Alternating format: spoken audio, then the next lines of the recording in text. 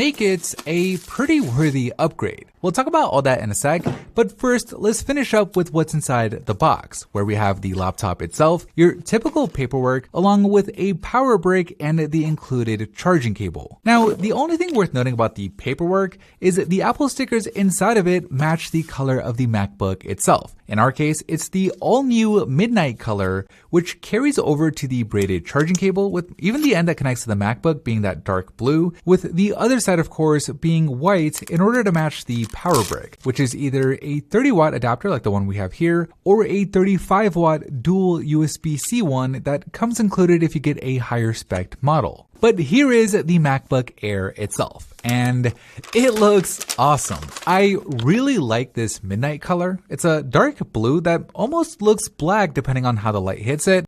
And I don't know, it's just nice to see a MacBook in a color other than the typical gray, silver, or gold. Alright, so beyond the new color, the MacBook Air now has a flat design instead of the tapered one that we had before, which I like. I think it makes it look more modern and brings it in line with the rest of Apple's products. On the side, we have a MagSafe charging port now, which not only has the advantage of being safer from accidental tugs, and it also has fast charging at up to 67 watts with an optional charger, but by having MagSafe, it means that those two USB-C ports are free while you're charging, where before it meant you only had one free port for other things. On the other side of the MacBook Air, we still have an audio jack, but it's now been upgraded to support high impedance headphones. And then opening the lid, the next big change we have is the screen, with it now being bigger thanks to having thinner bezels and a notch that goes around the camera, which again just makes it look more modern. And speaking of the camera, it's now 1080p for sharper FaceTime and video calls. Now, in terms of the display itself,